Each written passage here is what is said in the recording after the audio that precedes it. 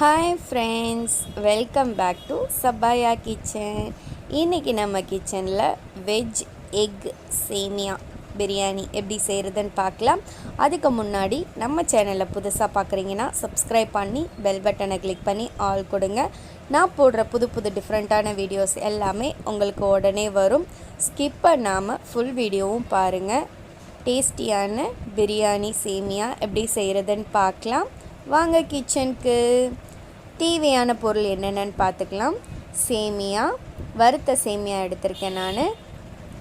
அதுக்கப்புறம் carrot, capsicum, beans இருந்தால் நீங்கள் பீன்ஸ் கூட சேர்த்துக்கலாம், பொட்டேட்டோ கூட சேர்த்துக்கலாம். இஞ்சி பூண்டு பேஸ்ட், ஆனியன், கருவேப்பிலை, ஒரு தக்காளி, அப்புறம் கரம் மசாலா, மிளகாய்த்தூள். இப்போ இது எப்படி செய்கிறதுன்னு பார்க்கலாம். இப்போ ஒரு பேனில் ஆயில் சேர்த்து கடுகு சேர்த்து நல்லா பொரிய விட்டுக்கோங்க. ஒரு அகலமான பாத்திரம் எடுத்துக்கோங்க. அப்புறம் இது நல்லா பொரிஞ்சதும் ஆனியனை கருவேப்பிலையும் சேர்த்து நல்லா வேக வச்சு எடுத்துக்கோங்க. அது கூட கேரட் சேர்த்துக்கலாம். கேப்சிகம் கொஞ்சம் லாஸ்ட்டாக சேர்த்துக்கோங்க, ஏன்னா அது சீக்கிரமாக குக் ஆகிடும். கேரட் குக்காக கொஞ்சம் லேட் ஆகும். இப்போ இது கூட தக்காளி கட் பண்ணி வச்சுருந்த ஒரு தக்காளியை சேர்த்துக்கோங்க. சேமியா சில பேருக்கு பிடிக்காது, பட் இந்த மாதிரி செஞ்சு கொடுத்தீங்கன்னா டேஸ்ட்டாகவும் இருக்கும், பிரியாணி டேஸ்ட்டில் உங்களுக்கு கிடைக்கும். இதில் நீங்கள் சிக்கன் கூட சேர்த்துக்கலாம், நல்லாயிருக்கும். இப்போது இது நல்லா குக் ஆகட்டும். அதுக்குள்ளே ஒரு டீஸ்பூன் அளவுக்கு இஞ்சி பூண்டு பேஸ்ட்டு சேர்த்துக்கோங்க. தக்காளி நல்லா மசியணும், அப்போ தான் நல்லாயிருக்கும், இல்லைன்னா சேமியாவில் முழுசாக இருக்கும். ஸோ இதை நல்லா மிக்ஸ் பண்ணி குக் பண்ணி எடுத்துக்கோங்க. பாருங்கள், தக்காளி நல்லா மசிஞ்சிருச்சு. இது கூட கரம் மசாலா தூள் 2 டீஸ்பூன் சேர்த்துக்கோங்க. அப்புறம் காரத்துக்கு ஏற்ற மாதிரி மிளகாய் தூள் சேர்த்துக்கோங்க. நிறையா சேர்க்க வேண்டாம், சில பேர் காரம் பிடிக்கும், சில பேருக்கு பிடிக்காது.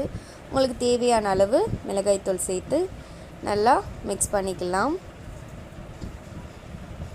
இதை நல்லா நசுக்கி விட்டுக்கோங்க. தக்காளி உங்களுக்கு முழுசாக இருக்கிற மாதிரி தெரிஞ்சுன்னா நல்லா நசுக்கி விட்டுக்கோங்க. இப்போ தேவையான அளவு உப்பு, சேமியாவுக்கு தேவையான அளவு உப்பு சேர்த்துக்கோங்க. சேர்த்துட்டு இப்போது லாஸ்ட்டாக நம்ம கேப்சிகமும் கொத்தமல்லியும் சேர்த்து மிக்ஸ் பண்ணிக்கலாம். கேப்சிகம் கொஞ்சம் 50% குக்காக இருந்தால் தான் நல்லாயிருக்கும், ஃபுல்லாக குக் ஆகிடுச்சுன்னா நல்லா இருக்காது.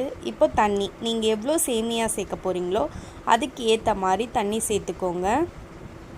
சேர்த்து இதை நல்லா கொதிக்கணும். கொதித்த பிறகு தான் நம்ம சேமியா சேர்க்கணும், முன்னாடி சேர்த்துறாதீங்க. பாருங்கள் தண்ணி எவ்வளோ நல்லா கொதிக்குதுன்னு. இப்போ நம்ம சேமியா சேர்த்துக்கலாம். நீங்கள் தண்ணி நிறையா சேர்த்துட்டிங்கன்னா உங்களுக்கு குழஞ்ச மாதிரி ஆகிடும். கரெக்டான அளவில் சேர்த்தா தான் உங்களுக்கு உதிரியான சேமியா கிடைக்கும். ஃபஸ்ட்டு எடுக்கும் போது உங்களுக்கு இதாக இருக்கிற மாதிரி இருக்கும், அது ஆறின பிறகு உங்களுக்கு உதிரியான சேமியா கிடச்சிரும். இப்போ இதை நல்லா கொதிக்க வச்சு வேக வச்சு எடுத்துக்கோங்க. இப்போ இது கூட ஒரு முட்டையை சேர்த்துக்க போகிறோம். இப்போது இதை நல்லா குக்கான பிறகு நம்ம முட்டையை சேர்த்துக்கலாம். ஃபஸ்ட்டே சேர்த்துறாதீங்க, இது தண்ணி வற்றி வரும்போது தான் நம்ம சேர்க்கணும். இங்கே பாருங்கள், பாதி வற்றி வந்துருச்சு. இப்போது நம்ம முட்டையை சேர்த்துக்கலாம். சேர்த்துட்டு இதை உடனே மிக்ஸ் பண்ணிடாதீங்க. கொஞ்சம் நேரம் ஆன பிறகு அது பொரிஞ்ச மாதிரி மேலே தெரியும் இல்லைங்களா, அப்போ பெரட்டிக்கலாம். அப்போ தான் உங்களுக்கு முட்டை தெரியும். பாருங்கள், இப்போ தெரிஞ்சிச்சு. இப்போ நல்லா மிக்ஸ் பண்ணிக்கோங்க. மிக்ஸ் பண்ணி ஃபுல்லாக வேக வச்சு ஆஃப் பண்ணிடலாம். பாருங்கள், சேமியா குக்காய் வந்துருச்சு, தண்ணி எல்லாமே நல்லா வத்திருச்சு.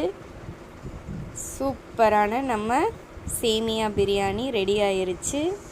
இது நீங்கள் பாயில் பண்ண எக்கு கூட சேர்த்துக்கலாம், நல்லாயிருக்கும்.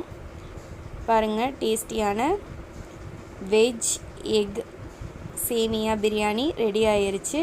லைக் பண்ணுங்கள், மறக்காமல் ஃப்ரெண்ட்ஸ் கூட ஷேர் பண்ணுங்கள். Thank you friends.